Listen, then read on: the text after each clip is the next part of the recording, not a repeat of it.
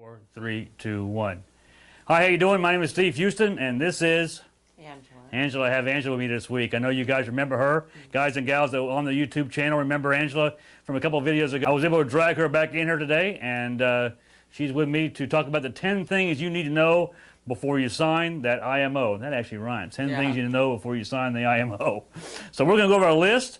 We got some markers, we got a board, we got Angela, we got Mindy down here, and we're ready to talk about the 10 things that you need to know before you sign with the IMO. We discussed already that kind of rhymes. Before we get started here, the reason for this video is simple. I talk to, and I know Angela does too, 50 to 100 people a week, every week, and it'd be amazing how many people say, you know what, I'm going to sign up with somebody in my local area, or I know somebody else and knows somebody else that's here in our backyard. I would suggest to you that it's not just a sign-up thing.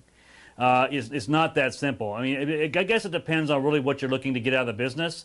If you're looking to make a lot of money in this business, you're looking to make a career change, you're going to be in it full-time, or even seriously part-time, it's not a network marketing. We get that kind of mentality through network marketing where, you know, I'm going to sign up with a buddy of mine who's already in, and, you know, that'd be kind of fun to run together, that type of thing. But we're talking about a serious career, serious industry that can provide you and really be life-changing in terms of your finances. So it's really not just about signing up. You have to make the best decision for yourself based on a few key indicators that we've found over the years that really are things that you should consider before you sign the IMO, because once you get in and once you sign, once you get contracted, and once you start producing, I mean, it is true that we're 1099 contractors, but the carriers can hold you to a contract. You know, the IMOs can hold you to a contract with the carriers, better said. In other words, if you're already producing with a carrier, it can be more difficult for you to leave to go somewhere else. And so,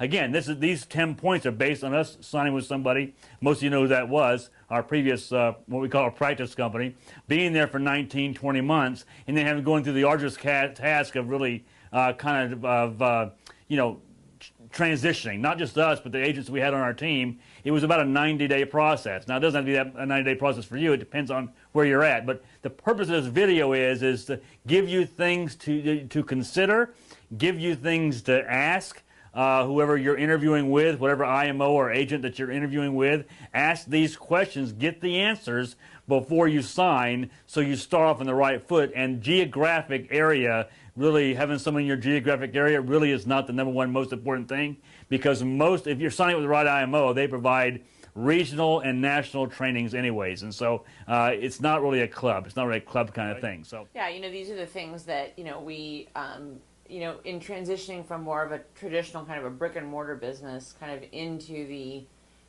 mortgage protection business, you know, you land with a company and it sounds good and everything seems right, and they, you know, one thing that Steve and I have talked about is every company that we have ever been with anything we've ever done, whether it's been our own businesses, whether it's been in network marketing, whether it's been in the insurance industry, you know, while we may not have stayed with that company, you know, for the rest of our lives, we've always taken away some really valuable things. And sometimes, you know, the value that you take away is the things that don't necessarily work right. Taking notes, Angela, give them the 10 things. Okay, so 10 things you need to know before you sign are? So, #1, the back office. #2, the training. #3, the lead system. #4, the promotions. #5, the support. #6, the tech services or technology. #7, the home office. #8, the onboarding and contracting. #9, diverse products. And #10, bonuses. Bonuses. So, Angela, we're going to talk about some things. We're going to start off with the back office. You know, the ability to track your business, to track your agency's business without having to spend, you know, a considerable amount of time, you know, as Steve says, drowning in the shallow water. You know, you don't want to get bogged down spending a considerable amount of time trying to figure out where do your agents have business, what carriers do you need to check in with, which websites do you need to have logins for. So the one thing that we've found with the company that we're with is that ability to track not only our own business, our personal production, our agency's business, but also to track our agents, to kind of see who's licensed, who's not licensed, who needs, you know, who may be falling behind a little bit is really super valuable. And it's a huge resource to be able to send as you grow a team and grow a business, to be able to have them do the same thing. It's really empowering and really satisfying to say to somebody, you know what, log into the back office, you'll find the answers there, and to know that they actually will find those answers. So the back office is really, really important. And we learned that, like I said, sometimes what you learn from your previous company are the things that you don't necessarily like, and that was one of those. Okay, so Angela, training. Talk about that for a second. What do you think about that? I mean, that's number 2, and I think it's a very important thing. You know, I think that it's really easy when you're in this type of a business and you start bringing on your own agents. Take your own training out of it. When you start bringing on agents, it's very easy to get into kind of management mode. And this is not a business that is really designed for you to bring in 1 or 2 agents and then consider yourself, you know, kind of retired. And, well, I've got to work with my agents. When I start hearing agents say, I've got to work with my agents, or I'm taking the rest of the week to work with my agents and get them trained, you know, alarm bells kind of go off, because training should really be all in one place. It should be an easy portal that your agents can kind of go to and within reason find what they're looking for pretty simply. And, you know, to have that support, to have something like an agent concierge, which is what we have with our company, which is fabulous, because a classic example is had an agent that was in a home. She's in the on the East Coast, and Steve and I live on the West Coast. And you know, at 6:45, 7 o'clock in the morning, she was trying to get a hold of me, and we were I sleeping. am not available at 6:45 in the morning. I think we were still sleeping. Yeah, we were. We admit it. We slept. Yeah. The power of being business for yourself is that you don't wake up to an alarm clock. Yeah. And you might wake up to an agent needing some help. Right. So the beauty was that she was able to call the agent concierge line, you know, at 7 o'clock in the morning our time, which was 10 o'clock her time, and get somebody on the phone who knew products, who knew what it was like to run appointments, to help her immediately while she was still sitting in front of a client. And that's the kind of training that you're looking for. You're not looking for training that falls back to you. Well, here's what you need to do with your agents. You should be looking for a company that says, here's what we will do for your agents, and here's how we will help you train them.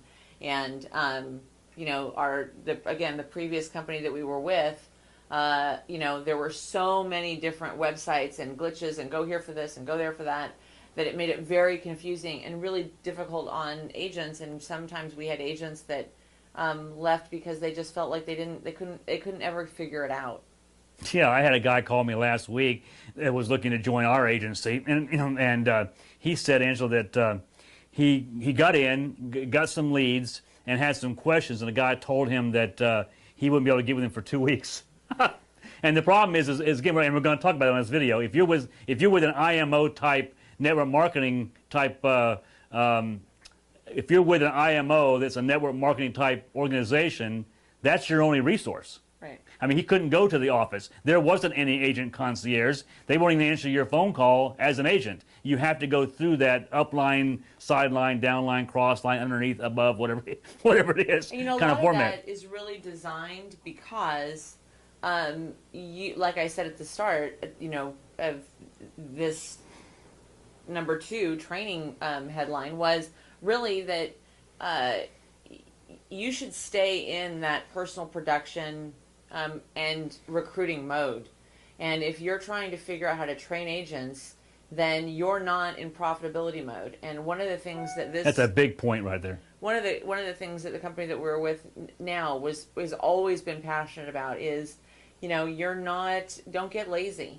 One of the things that, ironically, that Steve and I actually still really enjoy doing is sitting with agents. Sitting with clients.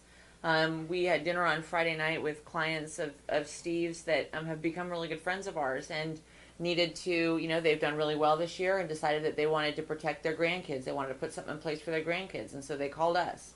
Yesterday I spent the majority of the day on a Saturday out running my own appointments, and it really was great. I really enjoyed it. I met some fabulous people. I wrote some policies. 50% closing ratio. 50% closing ratio. All the numbers, the law of large numbers. Go watch that video. 50%. Right. Even we have 50% is a good day. Right, it's a good day. Yeah. And you know, those are the things that keep you, because it's not only satisfying, but let's just be really honest. It was a good feeling coming home yesterday, knowing that by the end of the week, when that business had processed, that I was probably going to have about a $2,000, $2,500 deposit. That's a really great way to start 3 days into the month. And if you continue to do that, that income is empowering. That income makes you feel good. But you can't do that if you're, trying to explain to somebody how to fill out an application, and if you're trying to explain to somebody how to buy leads, and where to access their leads, and where to check their business, and where can I find this phone number, and where do I find that? You can't stay in that profitability mode. And we've seen too many agents that, quite honestly, go broke and kind of force themselves out of the business. And if they were really honest with themselves, it's because they fell into that management mode. So don't do that. Let your IMO do that training. Yeah, and there's really two facets to the training. I think what you're talking about really is if you're going to build an agency. There's also your training. Right. Right? And so if you're going to build an agency, what Angela just said is very, very important. You don't want to be in that training mode. Because the reality is that about 10% of people that join this industry actually ever put their name on an application. They don't get to do licensing. Those are just the numbers. So if you end up spending time in the training mode, most people are going to quit. Unfortunately, it's a sad thing to say, but it's true. And you just can't afford to be there. Your job is to go out and support your family and stay what we call in the A activity mode, which is going out and putting your name on an application. And I would submit to you, if you're going to build an agency, which you should consider doing because it provides you that leveraged income. But if you're going to build an agency, it all starts with you leading from the front by going out there and staying in production. That's why we're still in production, right? And I just can't imagine a day that in fact we were at that dinner the other night, and the couple there was a lead originally from me 14 months ago that I went out and met them for the first time. We did an annual policy review, which is why they called us. Things had changed. We're going back out there and writing 3 or 4 or 5 applications. But she asked me, when are you going to retire? I can't imagine ever a day where you retire from this business because, I actually enjoy being out there. And again, if you have agents on your team, it all comes down to being duplicatable, and they're going to duplicate what you do. So if you're not producing, neither are they. So you want to be with an IMO that provides you training, and if you decide to build an agency, you want to be with an IMO that provides them training, right? That they can call the home office, that there is a concierge, that there are conference calls, there are webinars. There's somebody else they can call for their training. There's online training, conferences they can go to per year, all this stuff. That, we used to have a saying, what was it? Put them in the river and let the current take them downstream. Right. So what you do is you find somebody that's interested, you bring into the opportunity, and then you plug them into a system that works, that's duplicatable, it's time-tested and proven. It's not you, it's the system. And so you take it kind of off yourself and go back to building your business. The next thing we want to talk about is the leads program. I'll let you start. Leads are a really interesting concept when it comes to this business. Unlike other businesses that have this similar structure, and a lot of times people, network marketing kind of comes to mind.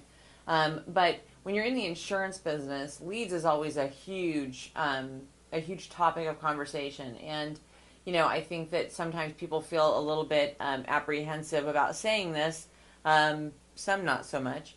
But, we hear over and over and over again, well, I don't want a cold call.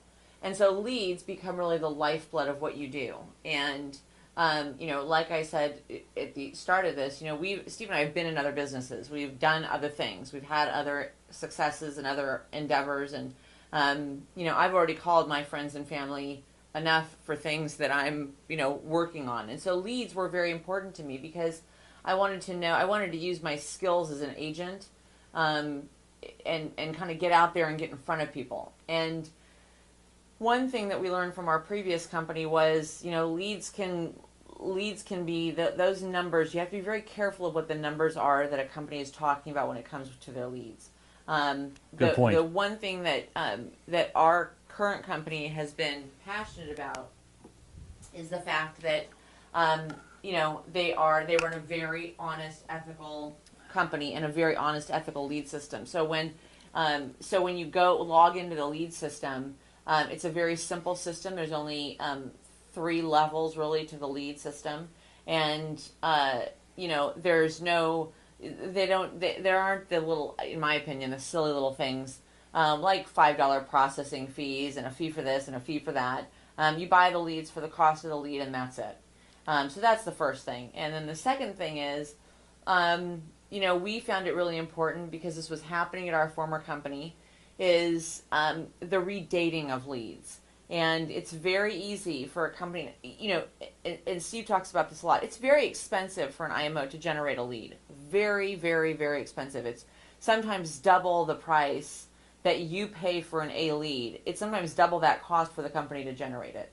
And a lot of that comes from the sheer fact that, the amount of lead letters typically that are sent out for the return that comes back is very, in the grand scheme of things, the percentage is low. However, about 1 to 2%. Yeah. So they're sending out 100 letters, they're getting 2 back. Right. The good news is, let me just add this, the good news is that the IMO has to pay for the 100 letters or the thousands of letters they send out. They got data costs, they got postage costs, mailing house costs, all that stuff. You and I, and go watch my Beef Patties and Mortgage Station video, you and I only pay for the 2 that came back. So they're highly qualified leads as long as they're not recycled, redated, or repurposed.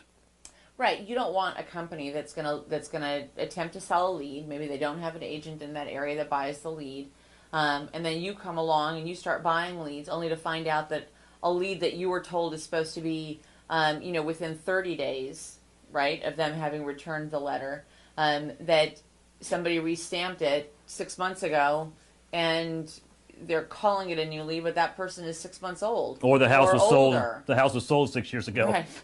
So really something. I sold the house 6 years ago. That's really something that you want to analyze, and that's a really important question to ask. And it's an important question to ask not only from the quality of what you're buying, but also the integrity of how those leads are being processed. And anytime we talked to an agent yesterday who said that he got a phone call from another company and they have a particular product that has this really awesome rate of return. It's a better than average rate of return. Above normal rate of return on the IUL. The first thing that came to my mind was Bernie Madoff. Yeah.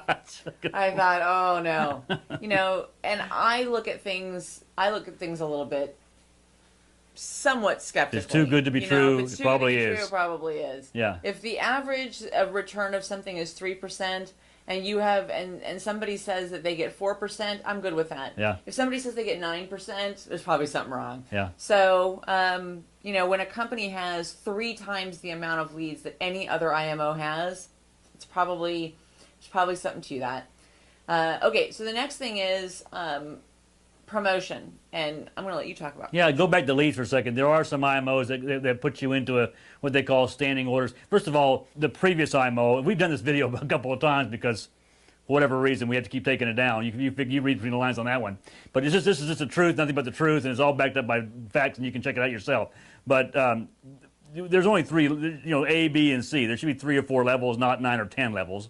The reason why there's 9 or 10 levels is trying to recoup the cost. There's nothing wrong with trying to recoup the cost of the money they spent to generate the lead, but the recycling, redating, repurposing is not a good thing. It's not ethical. It's not good. It's not an integrity-based lead system backed by world-class technology that allows them to remove the lead once it's been sold.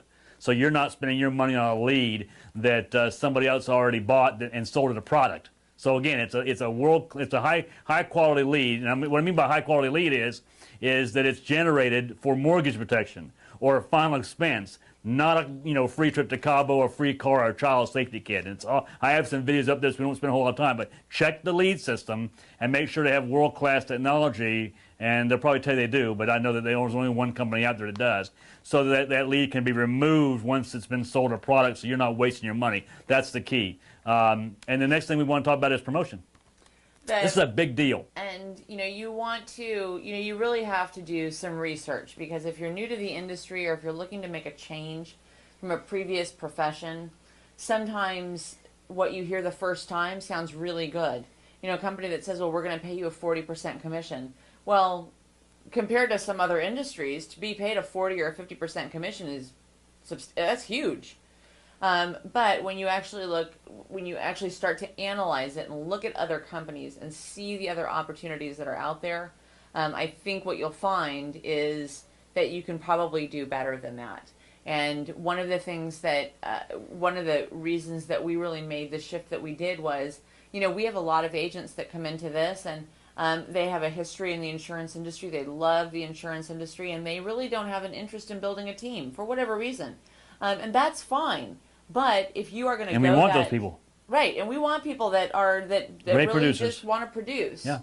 But if you are one of those people, then you should have the opportunity to earn as much commission as someone who does build an organization you being somebody that doesn't. And so, one of the things that we found with our current company is that you can go to the 110% contract rate without ever bringing on another agent. If you want to be an agent, a producer, then we are a home for you. And if you want to go out and build a team, we are a home for you too. So wherever you're going to invest your time and your resources, you should be rewarded, that you should be compensated, the same way. And also finding a commission basis that starts, with our company, it starts at 70%. And 70% versus, again, a 60%, a 50%, a 33% it's a big deal. It makes a big deal in your ability to survive in this industry and get started and survive quickly. Yeah, so here's the question you need to ask whoever you're interviewing with. Can I go up to 100% or 110% contract without ever recruiting a soul?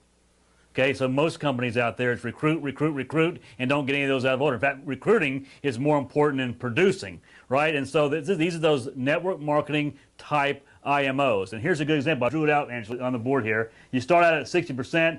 Theoretically, you should be able to go to 65, 70, 75, and 80 based on your production.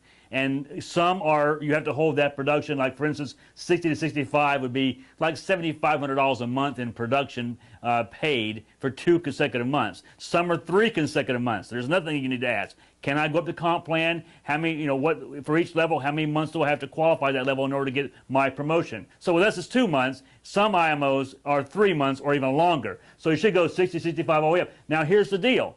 With our previous company, you go look at the documentation, is that you couldn't go past 80% without being a recruiter, without having to recruit a team, and that team has to do something. So not only do you have to go out and recruit a bunch of people and be more like an Amway salesman, no digs against Amway. I was with Amway years ago. I'm just saying that's that kind of mentality, is that you have to be able to do that to get past this 80%, and that team, there are requirements. That team has to actually be doing something. You want to have 2 paths of success. One is the building path. 2 is I want to be a great producer. I might build a team, I might not. But when I get ready to do that, I'll do it. But I want to get paid what I'm worth, right? I want to come in at 70%, move up 70, 75, 80, 85, 90, 95, all the way up to 110% with no recruiting, right? As the minute they pull out their comp plan and you see these circles here, that's a warning sign. In order to get above 80, you have to be over here. You're forced to build a team. You're forced to draw circles. You plus 3, plus they get 3. You know what I'm talking about, right? Angela, you know this, right? So we have a special video for you to watch. We'll give you a general idea of what happens when you start with an IMO that requires you to become a network marketing guru or Amway salesman. So play the video. Hey, how's it going? I just wanted to tell you I'm selling life insurance now. Yeah, life insurance. The new kind. We have living benefits and great commissions, and I'm supposed to recruit all my friends so I can get promoted. I'm pumped. Well, that's it. Okay, so, so we love that video. We love that video. Anyways, you get the idea, right? So not only are you trying to focus on being a successful mortgage protection and final expense and basically financial services agent, now you're running around with your hair on fire trying to recruit people because you're trying to get a promotion. You're trying to get an advance on your commission. You're trying to get paid what you're worth, is the bottom line. And so you got to run down a sidewalk and accost people and tell them about the opportunity that you have available with your IMO, in addition to trying to make a living. Next. Okay, so number 5, we're halfway through. Yeah. Is support, and this kind of goes back to what we talked about with training. Having the ability to communicate with your home office to get the support. Our company has a phenomenal chat session, and what they've done is they have extended hours so that it takes into account people that might be in different time zones, and it's staffed by actual human beings that work in various departments within the company, so that when you have a chat question, first of all, their response time is unbelievable. I mean, within, I think it's like 60 seconds usually, yeah, but I think anyway. it's like 3 minutes. You have a live and that's human being open on there. That's open what? 14, extended hours. 14, 15 hours a day, whatever it is, yeah. And so you've got somebody that can can access the information that you want, whether it's really specific information about a particular person or a particular agent, or yourself, or maybe you have a more general question. Hey, where do I find this, or how do I do this? And so we have become, going back to, you should have a strong training set, a training and back office support system, so that you can continue to either build a business or build an agency. And the only way to really do that is to be able to have that support. So the beauty to it really is that you have a home office that is working for you, that turns you into really instantly a much bigger company than you are, because you can take those issues and questions and concerns and turn them over into a big corporation, so that you can continue to kind of grind out the day-to-day activities. And their slogan has really been that they are the agent's company. And I tell you what, every time we turn around, we find that to be more and more true. Yeah, I mean, it's all about getting the support that you need in order to be successful. I get it. I said earlier on the video that I get it all the time.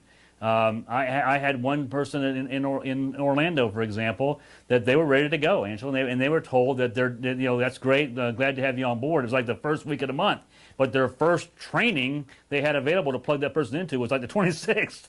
I mean, what am I doing for 3 weeks? And it's because the training relied on the person that sponsored them, the recruiter, because there was no home office support, there was no home office training, other than some conference calls. That we don't even go the conference call route, but you make sure your conference calls are professional and don't embarrass you. So so I mean, again, it's about having that support at the home office level, where you can call in to an agent concierge and they can help you with any question, or you can use the chat system to get instantaneous help and not have to go through this whole upline downline process. I know I've said it 100 times, but I'm passionate about the fact that derails your success, because your success is tied to them knowing something, and many times they don't know any more than you do. Go ahead. So number 6 is tech support, and tech support is kind of goes hand in hand again with that support, that training. The one thing that we have been blessed with our current company is that they hire a lot of young people to run and do great things with our technology. And I think that that's super important to acknowledge where we are at in 2018 and technology wise, and how people like to function, how people like to communicate. We are in a very toaster oven society. We want to push a button and have the answer, have it come out a meal. And that's really what our company has spent a lot of time developing. Even right down to how you name a tab on a website. I'll give you an example. So a really common platform for leads in this industry is OPT. So you'll hear that a lot, Opt or OPT, as a lead system. Well, if you're brand new to this industry and you have never heard that before, you would never know that when you're looking at a website that you should click on OPT so that you can buy leads. And so it was really, I kind of had to chuckle, because I thought, oh my gosh, how come nobody thought of that before? So our tab is called Leads System, right? Because everybody will figure out that that's where they need to go for leads. So those are the things that, and it's constantly changing, constantly updating, constantly becoming more and more robust. And I think, and it's all free. And I think that is huge, not only to not nickel and dime your agents, but technology is huge. Otherwise, you wouldn't be sitting here watching a video on YouTube, right? People want the information the way that they want it. And they've done a really good job of providing that. Yeah, and they constantly update. They've invested millions of dollars into the technology. And our brand new app that we just released, you can pull it out, in the home, and you can run rates. And you go right from there to the electronic app. And so that stuff is a continue to do it's called electronic app. I was right. So that's, and again, no charge for those technology services. So that's another thing. Do you charge for your technology services? And what kind of technology do you have? Going back to the world-class technology on the lead system is again, be careful of the answers you get, because there are differences, and they'll all say they have it when they really don't. And the app we have for the to be able to run your case strategies and run rates, and we don't recommend you going to a home without knowing their medical information, but if in the event that you were there, or even when we were at that restaurant the other night, that's a good example. We pulled out the app and we were able to give some basic ideas to this couple we were meeting with in a restaurant because we were getting the information there. We didn't know it before we went there. Of what their pricing would be. So it's powerful to have those kind of tools and not be charged for them, as Angela says, nickel and dime. The next one we want to talk about, Angela, we've already really kind of covered. Yeah. Well, but it is an important, so in our list of 10, this is number 7, which is the home office. Can you call that home office? That's the biggest thing. And my feeling about it is if they're earning money and they're profiting off yours and my production, you should be able to call the home office. And I know that when we came from, you can't. And what frustrates me a lot of the times with a situation like that is, if you're building a company and you are encouraging your agents to go out and bring on other agents and recruit new agents and build their businesses, and you talk about the size of your global organization, and you have 3 people in your home office, and the reason that you can't communicate with your home office is because you have to go through your regional manager, and the home office just isn't prepared or isn't set up to handle the volume of emails or phone calls or what have you.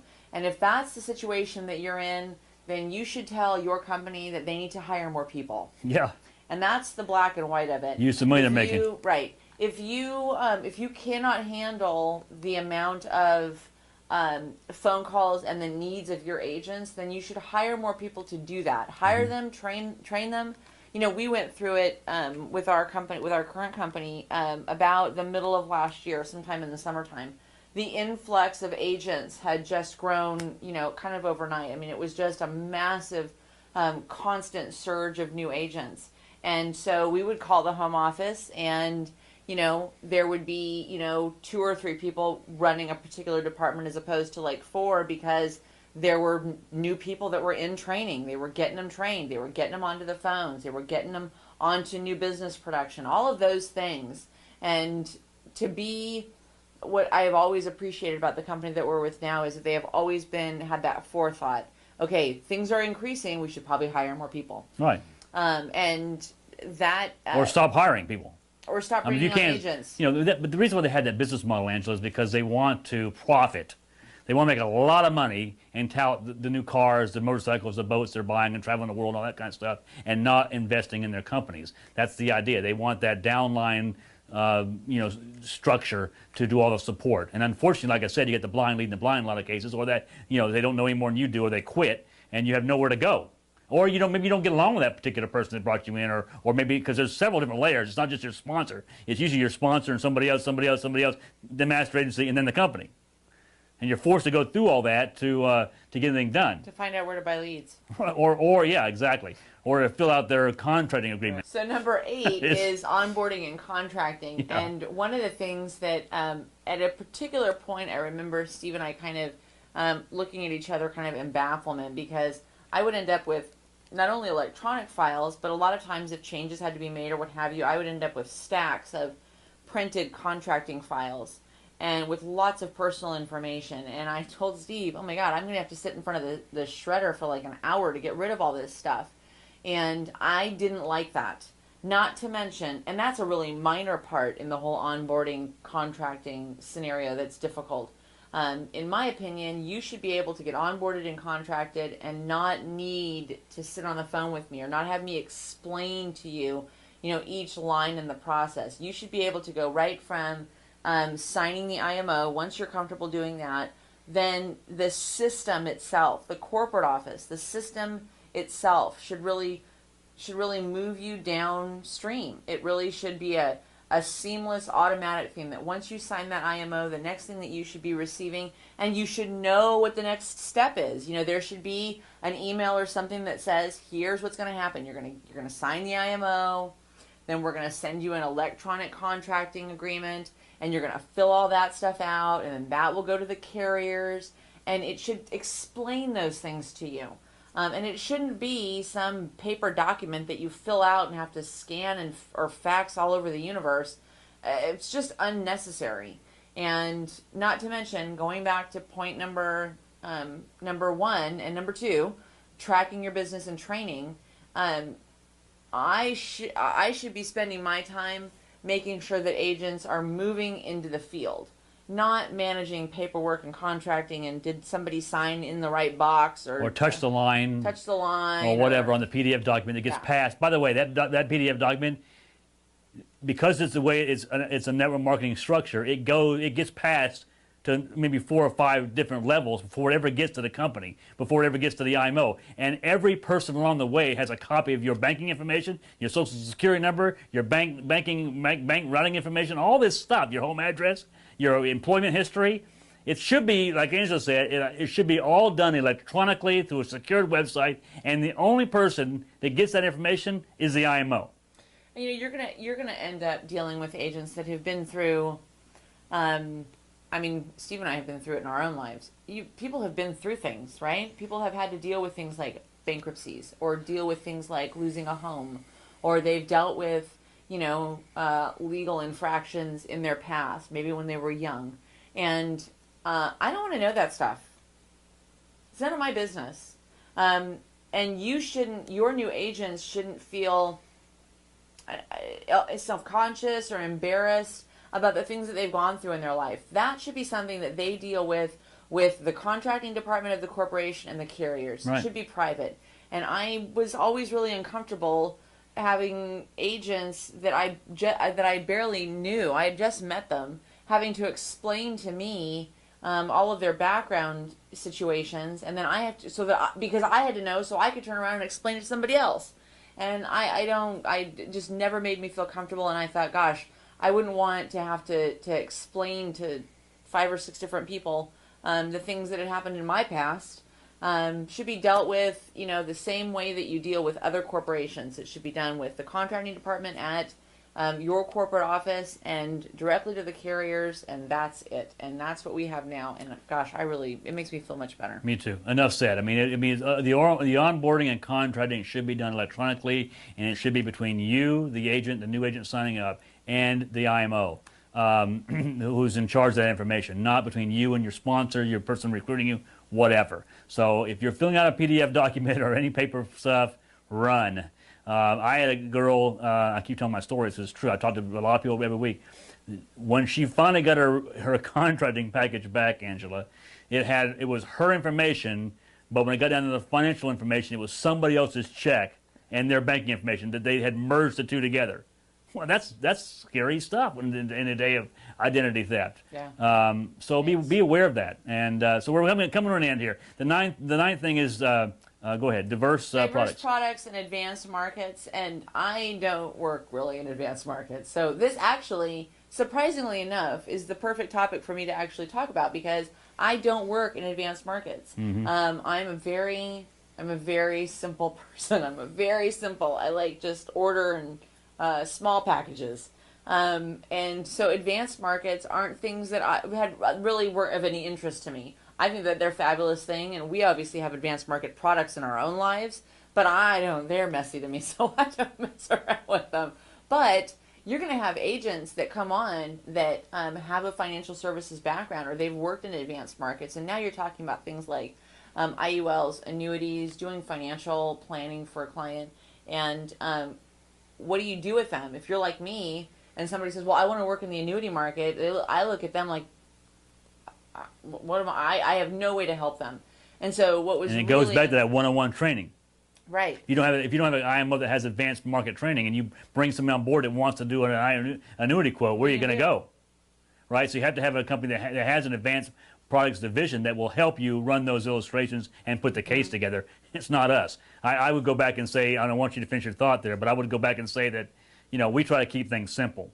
And you can make 6 figures part-time and multiple 6 figures full-time just doing final expense and mortgage protection. And remember, the leads that all these IMOs generate are generated based on interested people that want or interested in hearing about mortgage protection and final expense. They're not generating leads on annuities or IULs. So get good at that. But again, what Angela was saying is that if you have someone that wants an annuity, because again, all those sales are found through the mortgage protection and final expense direct mail leads. Go ahead, finish with you. And, one of the things that we were really blessed with that it's even actually, surprisingly enough, piqued my interest, is that our company happens to have. You know, they have webinars. I don't know if it's once a week, once every 2 weeks, something like that, on different advanced markets. Things like annuities, things like you know, IULs from a particular company, things like non-indexed IULs or non-indexed universal life products. Right. Again, I'm showing that I really don't Fixed work annuities, in other words. I don't. That's a perfect term for it. Yeah. I'm showing the fact that I don't work in those markets, but. So don't call Angela if you wanted a annuity. Don't. Well, actually you could, because you would turn around and call the company and Right. and say the company, and this particular prospect of mine or client of mine has you know, 100,000. Actually, we had it the other night. They had $100,000 worth of in their 401k. They want to roll into a fixed guaranteed annuity. Well, we don't know what to do with that. I wouldn't do it because I don't feel comfortable with it, but we can certainly email our advanced products division. They can work at the case, and we go out there and we can read the illustration to the client, and we can write the sale. And I tell you what, they're so helpful and so knowledgeable. You know, they didn't take somebody that they were hired last week and said, okay, here, read this book about annuities and now help all these people. I mean, these are people that have spent their careers in those markets. And so when I tell an agent, call Bob at the corporate office, he will help you, I don't worry that Bob's going to actually help them or that he's going to send them down some, you know, rabbit hole. I know he's going to help them with the right information, and I think that is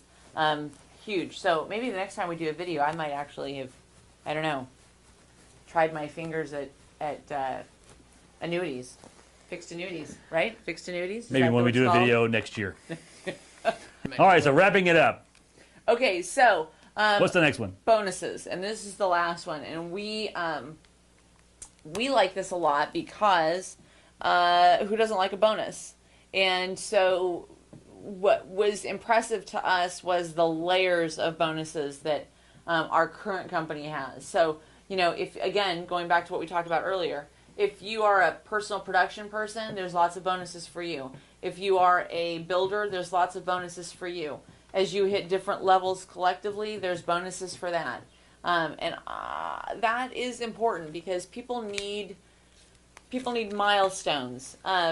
You know, they have to have different triggers to be able to, you know, reach the next plateau. And bonuses are a great way to inspire people. Yeah, so check with the bonus program and see if they have production bonuses. What we have is what we're used to. One of the things that convinced us was there's 3 levels. A production bonus. So as an agent, if you do over $10,000 in production, you get a 1% check back, right? And if it's over $15,000 in production for the month, you get up to 2%. Okay, this is a check back at the end of the month. So if you did $10,000 and 1% is how much? $100, right? You get a $100 check back. It's not much, but it pays for leads, right? And so if you're building a team, then you get a manager's bonus in addition to your personal production bonus. Again, that starts at $50,000. So $50,000 a month. If your team is doing that, if you're building an agency, you're going to get a 1% check back. It's going to go up to 2%, depending on the volume, right? This is in addition to the spread. See, if you're a manager, all you're trying to do here is create spread. So if you're a manager, all you're trying to do is create spread. That's what we do here, right? So the company has a spread and you and I have a spread. So everybody comes in at the 70%, and as you get promoted, you may be at 80, 90, 100%. Well, everybody comes in at 70. So if you are at 90 and they're at 70, you have a 20% spread. So you have that. Plus you have your personal production. Plus now you have a manager's bonus. So if your team's doing over 50,000, you're going to get a 1% check back up to 2%. It's check back every month. And the last thing that we really liked was this, and nobody has this. Okay, there's lookalikes, but this is an equity profit sharing bonus, right? And so now you're going to participate in what the entire company does in terms of what their issue paid business is. So the company's doing $4 million, say the company's doing $3 million a month. The first bonus level is 0.25%. So it's about, let's just say it's a little more than that, but let's just say it's an $8,000 bonus to you every month that you qualify for the equity profit sharing. So now you have an ownership option, and which I think is very good. So all these things that are advantages, one of the things is there an ownership option? Can I profit share in a company? And I think that's huge because what it does is it creates a great culture in the IMO. You know, you've been with the other IMOs where successful people won't share their tips with you. There's no financial incentive for them to share their tips with you if you're not on their team, right? Well, you don't have that with this because we want everybody to succeed in our IMO because we're all getting benefited by this profit sharing, right? So it makes the culture of the company very different. So ask about the bonuses and see where they're at, and ask to see the comp plan. I mean, just compare comp plans. Remember, on this channel, we discuss the facts, and we provide third-party documentation, and we allow you to decide. Go ahead. So that's it. There are your 10 things that you need to know before you sign with an IMO. And we hope this has been helpful. Bye. Hope you enjoyed the video, and thanks, Angela, for coming by. And You're welcome. I'm going to try to get her to do some more. You're going to do some more videos, right? Yes, I will. By yourself? Because they'd rather see your face once in a while than just mine. Hope you enjoyed the video. I know it's long, but some very valuable information honed from many, many, many years of learning about these different IMOs and what to watch out for. And now you have a basic list of 10 things that you can ask on your interview. If we can always help you, if we can help you, our contact information is below. Mine and Angela's. Certainly reach out a text, email, or give us a phone call. Bye-bye. Bye. There's a wave. There's a wave. How do you do that celebrity wave? I like this. Whatever it is. That's why we're not super. Minnie, you want to say goodbye? Minnie wants to say there's Minnie. Say goodbye, Minnie. So fist bump. Fist bump. All right, have a great day. Hey, thanks for being part of our channel. Don't forget to hit the subscribe button. Andrew's already left. Hit the subscribe button below. Mash the bell. The bell gets you instant notifications. I do some live streaming every once in a while. I'm going to teach Angela how to do that as well, so you can get her on the life of the day in the life of a mortgage protection agent. Those are just live streaming videos on YouTube. But again, hit subscribe, hit the bell, and you'll get instant notifications. And we appreciate you being part of the channel. Make some comments below and keep them positive. And if they're negative, we don't care about them. Bye-bye. Did you have a little rest? She had a little rest, Mom.